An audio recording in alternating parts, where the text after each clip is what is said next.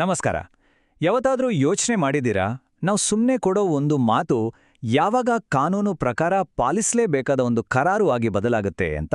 ಬನ್ನಿ, ಒಂದು ಸರಳ ಭರವಸೆಗೆ ಕಾನೂನಿನ ಶಕ್ತಿ ಹೇಗೆ ಮತ್ತು ಯಾಕೆ ಬರುತ್ತೆ ಅನ್ನೋದನ್ನ ಕರಾರು ಕಾನೂನಿನ ದೃಷ್ಟಿಯಿಂದ ಅರ್ಥ ಮಾಡ್ಕೊಳ್ಳೋಣ.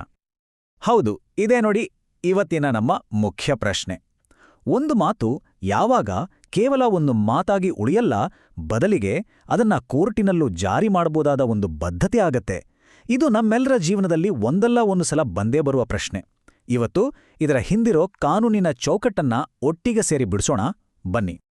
ಒಂದು ಸರಿಯಾದ ಕರಾರನ್ನ ಒಂದು 3 ಕಾಲಿನ ಸ್ಟೂಲ್ ತರಹ ಅನ್ಕೊಳ್ಳಿ. ಈ 3 ಸ್ತಂಭಗಳೇ ಆ ಸ್ಟೂಲ್ನ ಕಾಲುಗಳು. ಒಂದೇ ಒಂದು ಕಾಲು ಸರಿಯಿಲ್ಲ ಅಂದ್ರೂ ಪೂರ್ತಿ ಸ್ಟೂಲ್ ಅಂದ್ರೆ ನಮ್ಮ ಕರಾರು ಬಿದ್ದೋಗುತ್ತೆ. ಹಾಗಾದ್ರೆ ಈ 3 ಬಲಿಷ್ಠ ಸ್ತಂಭಗಳು ಯಾವುವು? ಅವು ಯಾಕೆ ಅಷ್ಟೊಂದು ಮುಖ್ಯ? ಒಂದೊಂದಾಗಿ ನೋಡೋಣ. ನಮ್ಮ ಸ್ಟೂಲ್ನ ಮೊದಲನೇ ಕಾಲು ಸಕ್ಷಮ ವ್ಯಕ್ತಿಗಳು. ಅಂದ್ರೆ ಒಪ್ಪಂದ ಮಾಡ್ಕೊಳ್ತಿರುವವರು ಯಾರು ಅನ್ನೋದು. ಕಾನೂನು ಹೇಳುತ್ತೆ, ಒಂದು ಒಪ್ಪಂದ ಮಾಡ್ಕೊಳ್ಳೋ ಪ್ರತಿಯೊಬ್ಬರಿಗೂ ಕಾನೂನುಬದ್ಧ ಸಾಮರ್ಥ್ಯ ಅಥವಾ ಕೆಪಾಸಿಟಿ ಇರಲೇಬೇಕು.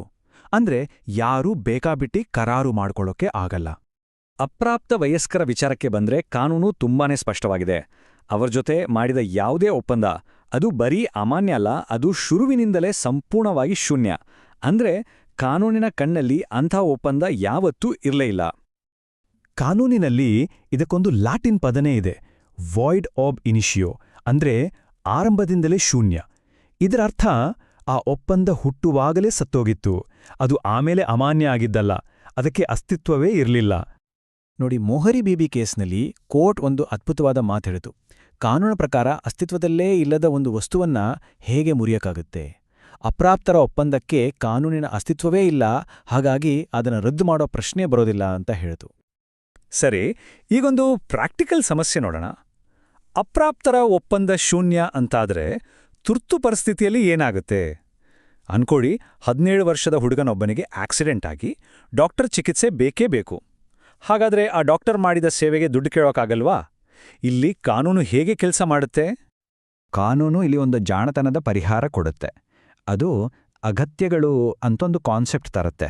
ಅಂದ್ರೆ ಮೆಡಿಕಲ್ ಟ್ರೀಟ್ಮೆಂಟ್ ತರಹದ ಅತ್ಯಗತ್ಯ ಸೇವೆಗಳಿಗೆ ಅಪ್ರಾಪ್ತ ವಯಸ್ಕನು ಪರ್ಸ್ನಲ್ ಆಗಿ ಜವಾಬ್ದಾರನಲ್ಲ, ಆದ್ರೆ ಅವನ ಆಸ್ತಿಯಿಂದ ಆ ಹಣವನ್ನ ವಸೂಲಿ ಮಾಡಬಹುದು.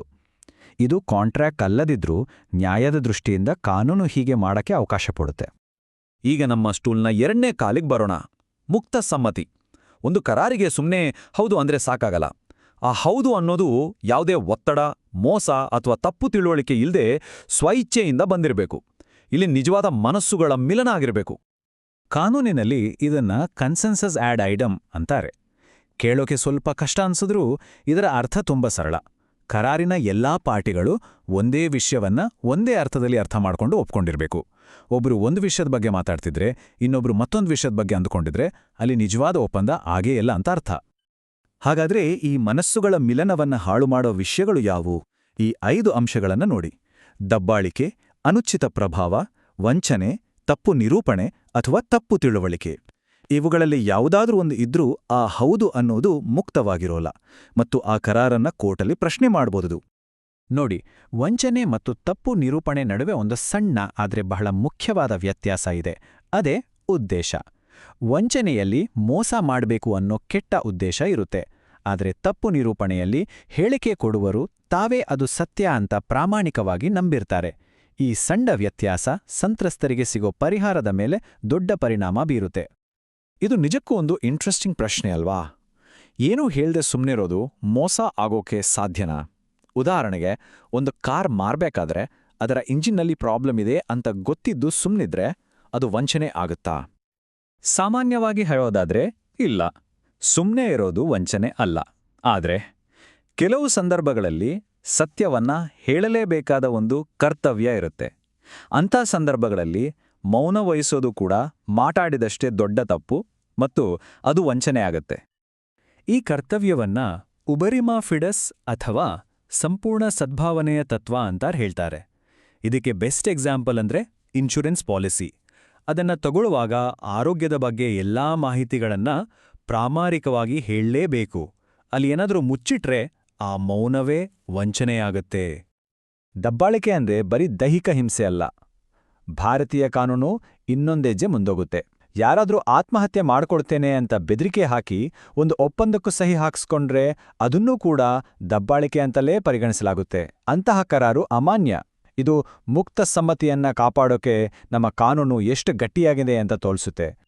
ಈಗ ನಾವು ನಮ್ಮ ಸ್ಟೂಲ್ನ ಕೊನೆಯ ಮತ್ತು ಮೂರನೇ ಕಾಲಿನ ಹತ್ರ ಬಂದಿದ್ದೇವೆ. ಕಾನೂನುಬದ್ಧ ಉದ್ದೇಶ. ಒಂದು ಕರಾರು ಮಾನ್ಯ ಆಗೋಕೆ ಸರಿಯಾದ ವ್ಯಕ್ತಿಗಳು ಮತ್ತು ಮುಕ್ತ ಸಮ್ಮತಿ ಇದ್ರೆ ಸಾಲದು. ಆ ಕರಾರಿನ ಗುರಿಯೇ ಕಾನೂನುಬದ್ಧವಾಗಿರಬೇಕು. ಕಾನೂನುಬಾಹಿರ ಅಥವಾ ಸಮಾಜಕ್ಕೆ ಕೆಟ್ಟುದು ಮಾಡೋ ಉದ್ದೇಶಗಳಿಗೆ ಮಾಡಿದ ಒಪ್ಪಂದಗಳು ಚೆಲ್ಲಾದು.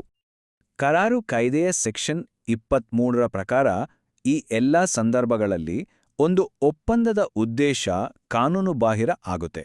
ಉದಾಹರಣೆಗೆ, ಕಳ್ಳತನ ಮಾಡೋಕೆ ಅಥವಾ ಯಾರಿಗಾದ್ರೂ ಹೊಡೆಯೋಕೆ ಅಂತ ಮಾಡಿಕೊಂಡ ಒಪ್ಪಂದ ಹುಟ್ಟಿನಿಂದಲೇ ಶೂನ್ಯ. ಸಾರ್ವಜನಿಕ ನೀತಿಗೆ ವಿರುದ್ಧವಾದ ಒಪ್ಪಂದಕ್ಕೆ ಇದೊಂದು ಒಳ್ಳೆ ಉದಾಹರಣೆ. ಯಾವುದೇ ವ್ಯಕ್ತಿಯನ್ನ ಕಾನೂನುಬದ್ಧವಾಗಿ ಒಂದು ವ್ಯಾಪಾರ ಅಥವಾ ವೃತ್ತಿ ಮಾಡೋದನ್ನು ತಡೆಯುವ ಹಾಗೆ ಮಾಡಿಕೊಂಡ ಒಪ್ಪಂದ ಸಂಪೂರ್ಣವಾಗಿ ಶೂನ್ಯ. ಯಾಕೆಂದ್ರೆ ಪ್ರತಿಯೊಬ್ಬರಿಗೂ ತಮ್ಮ ಜೀವನೋಪಾಯಕ್ಕಾಗಿ ಕೆಲಸ ಮಾಡೋ ಹಕ್ಕಿದೆ ಅಂತ ನಮ್ಮ ಕಾನೂನು ನಂಬುತ್ತೆ. ಸರಿ, ನಾವು 3 ಸ್ತಂಭಗಳನ್ನು ನೋಡ್ದೇವೆ. ಆದರೆ ಎಲ್ಲಾ ಕರಾರುಗಳು ಇಷ್ಟು ನೇರವಾಗಿರೋಲ್ಲ. ಕೆಲವು ಕರಾರುಗಳ ಭವಿಷ್ಯ ಮುಂದೆ ನಡೆಯಬಹುದಾದ ಅನಿಶ್ಚಿತ ಘಟನೆಗಳ ಮೇಲೆ ನಿಂತಿರುತ್ತೆ. ಇವುಗಳನ್ನ ಕಾದು ನೋಡುವ ಕರಾರುಗಳು ಅಂತ ಕರಿಬೋದು. ಕಾನೂನಿನಲ್ಲಿ ಇದನ್ನ ಅನಿಶ್ಚಿತ ಕರಾರು ಅಂತಾರೆ. ಅಂದ್ರೆ ಕರಾರಿನ ಜಾರಿ ಭವಿಷ್ಯದ ಒಂದು ಇಫ್ ಕಂಡೀಷನ್ ಮೇಲೆ ನಿಂತಿರುತ್ತೆ. ಇದಕ್ಕೆ ಪರ್ಫೆಕ್ಟ್ ಉದಾಹರಣೆ ಅಂದ್ರೆ ವಿಮೆ.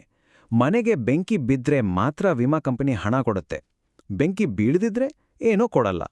ಕರಾರಿನ ಭವಿಷ್ಯ ಅನಿಶ್ಚಿತ ಅಲ್ವಾ? ಆದರೆ ಅನಿಶ್ಚಿತ ಕರಾರುಗಳಿಗೂ ಬೆಟ್ಟಿಂಗ್ ತರಹದ ಪಂದ್ಯದ ಒಪ್ಪಂದಗಳಿಗೂ ಒಂದು ದೊಡ್ಡ ವ್ಯತ್ಯಾಸ ಇದೆ. ವಿಮೆಯಲ್ಲಿ ಮನೆಯನ್ನ ರಕ್ಷಿಸಿಕೊಳ್ಳೋ ನಿಜವಾದ ಆಸಕ್ತಿ ಇರುತ್ತೆ. ಆದರೆ ಬೆಟ್ಟಿಂಗ್ನಲ್ಲಿ ಕೇವಲ ಹಣ ಗೆಲ್ಲೋದು ಅಥವಾ ಕಳ್ಕೊಳ್ಳೋದಷ್ಟೇ ಆಸಕ್ತಿ, ಬೇರೆ ಯಾವ ಆಸಕ್ತಿಯೂ ಇರೋದಿಲ್ಲ. ಇದೇ ಕಾರಣಕ್ಕೆ ಬೆಟ್ಟಿಂಗ್ ಒಪ್ಪಂದಗಳು ಶೂನ್ಯ. ಹಾಗಾದ್ರೆ ಒಟ್ಟಿನಲ್ಲಿ ನಾವು ಕಲಿತಿದ್ದೇನು? ಒಂದು ಭರವಸೆ ಕಾನೂನುಬದ್ಧವಾಗಿ ಎಲ್ಲರನ್ನೂ ಬಂಧಿಸಬೇಕಾದ್ರೆ ಈ 3 ಸ್ತಂಭಗಳು ಅನಿವಾರ್ಯ.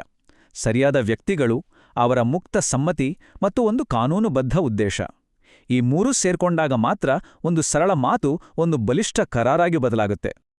ಕೊನೆಯದಾಗಿ ಒಂದು ಯೋಚನೆ ಮಾಡಬೇಕಾದ ಪ್ರಶ್ನೆ.